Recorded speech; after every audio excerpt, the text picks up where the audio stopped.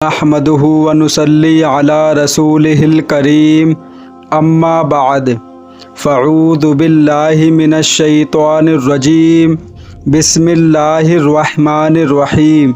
अल्लाह ताला से दुआ है, अल्लाह ताला सही तरीके से बात कहने की, सुनने की, समझने की, फिर उस पे अल्लाह ताला हम सब मुसलमान भाइयों को अमल की भी तौफ़ीक अता फ़रमाए। अल्लाह ताला ही जानता है किसको कहाँ मौत आएगी।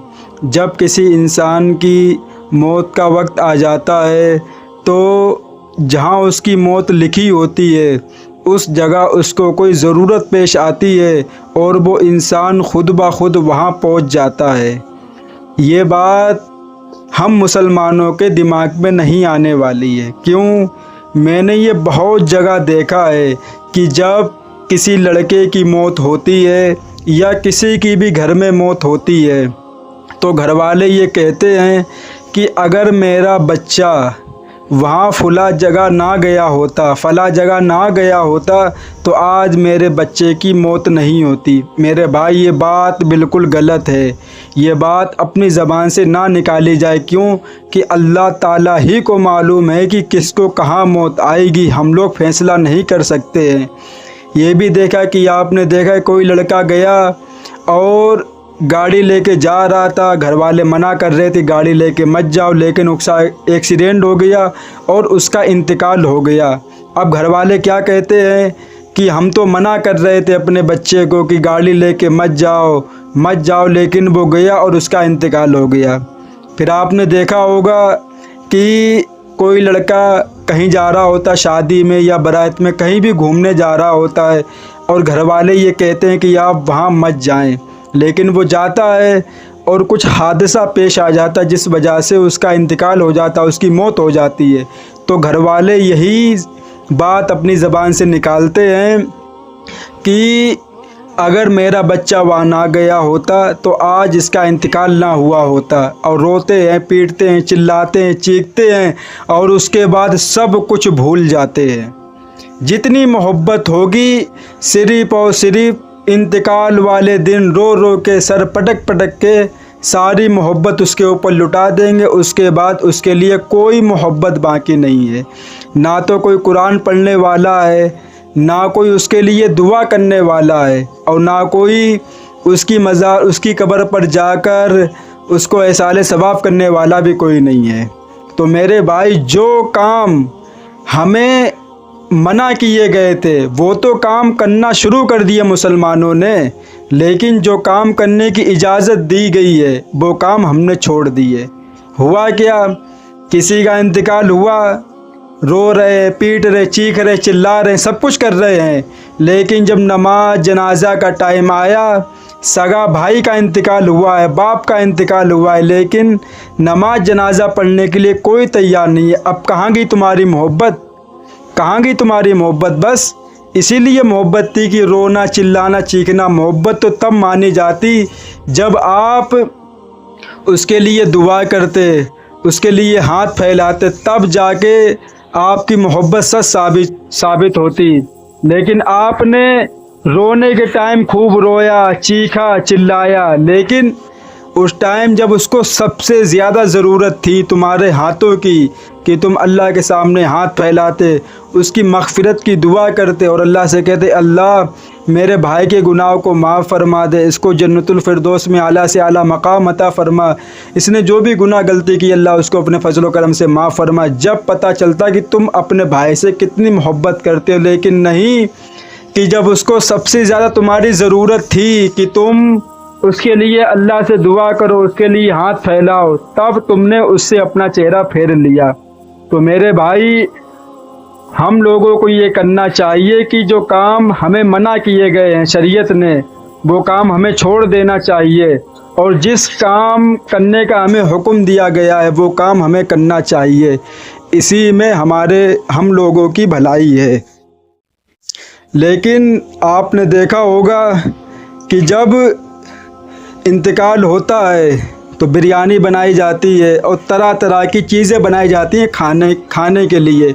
ये तो कहीं भी नहीं लिखा हुआ है कि जिसके घर पे कोई मरा है तो वो बिरयानी खिलाएगा, या वो तंदूरी रोटी खिलाएगा, या वो बड़े का गोश्त ही खिलाएगा।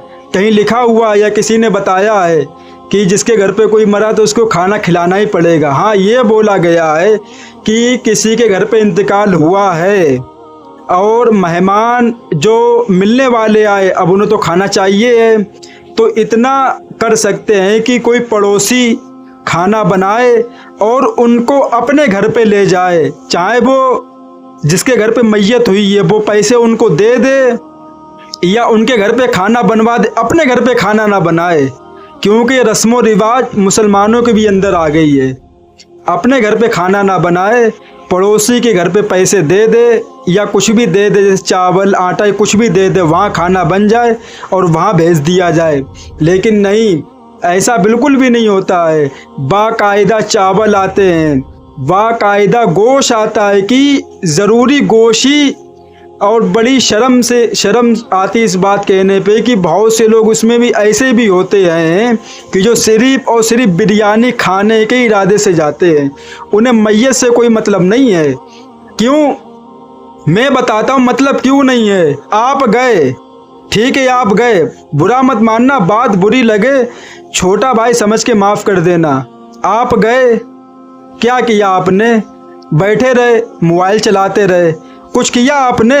तुम्हारे आने से या ना आने से मैयत को क्या फ़ायदा हुआ, उसका जवाब दो हमें। आप गए, बैठे रहे, मोबाइल चलाते रहे, मिलते रहे, घूमते रहे, फिरते रहे, खाने का टाइम हुआ, खा के अपने घर पे चले आए। तो मेरे भाई, तो क्या समझे हम इस बात से? क्या साबित करना चाहते हो इस बात से? हम तो यही समझेंगे तुम सिर्फ और सिर्फ खाने के लिए गए थे वहाँ बिरयानी। मानते तब जब आप जाते वहाँ और कुरान पढ़ी जाती है, कुरान पढ़ते, जो भी काम होता उस काम में शरीक होते। तुमने इतना भी नहीं समझा कि हम आए हैं सफ़र करके मिलने के लिए, तो इसकी नमाज जनाजा भी पढ़ लें। नमाज जनाजा का टाइम हुआ, आराम से बैठे हुए, कोई मतलब नहीं है। तो मेरे भाई क्या फ़ायदा है? क्या फ़ायदा तुम्हारे आने से? किसी का कोई फ़ायदा नहीं आने का, सब बिरयानी खाने आते, कुछ भी नहीं। मेरे भाई, किसी का भी इंतकाल हो, किसी को बुलाने कोई ज़रूरत नहीं है। फ़ायदा क्या होता है बुलाने से? जिसको बुलाना चाहिए, जिससे फ़ायदा, उसको कोई बुलाता नहीं है। और जो खाने पीने वाले, उनको बुला के इंसान बैठता है, उनके लिए इंतज़ार किया जाता है। क्या इंतज़ार करना है ऐसे आदमी का जो मरने के बाद सिर्फ बात बहुत सही बोल रहा हूँ, अगर आपके समझ में आ जाए तो अल्लाह हिदायत दे कि कुछ बातें आपके भी दिल में उतर जाएं। आदमी आते हैं, बैठते हैं, मिलते हैं, बस। अरे यार, कुछ तो करो मैयत के लिए, कुछ सवाब करो, कुछ कुरान पढ़ो, कुछ तो करो जो उसको फ़ायदा पहुँचे। सदका करो उसके नाम का, फ़कीर को पैसे दो उसके नाम से, कुछ भी करो उसके लिए जो उसको फ़ायदा पहुँचाए। कुछ भी नहीं, मतलब उसके लिए दुआ करो, कुरान पढ़ो, साले सवाब करो उसके लिए। नहीं, ये बात करने के लिए कोई तैयार नहीं है। तो मेरे भाई, हमें वो काम करना चाहिए जिससे इंसान को फ़ायदा हो, नुकसान ना हो। और ये भी देखा गया है कि किसी का इंतकाल हो जाता है तो घंटों घंटों भर मैयत को रोका भी जाता है। मेरे भाई, मैयत को मत रोका करें, क्यों? उसको बहुत तकलीफ़ होती है। अगर वो नेक है तो उसको जल्दी दफना दिया जाए। अब हम लोग तो ये दुनिया में सोच भी नहीं सकते हैं कौन नेक है और कौन बदकार है। वो तो सिर्फ़ और सिर्फ अल्लाह ताला ही जानता है कि कौन किसके दिल में क्या है। अल्लाह ताला से दुआ है, अल्लाह ताला इन बातों पे हम सबको अमल की तौफ़ीक़ अता फ़रमाए। व आखिरु दावाना वल्हम्दुलिल्लाहि रब्बिल आलमीन।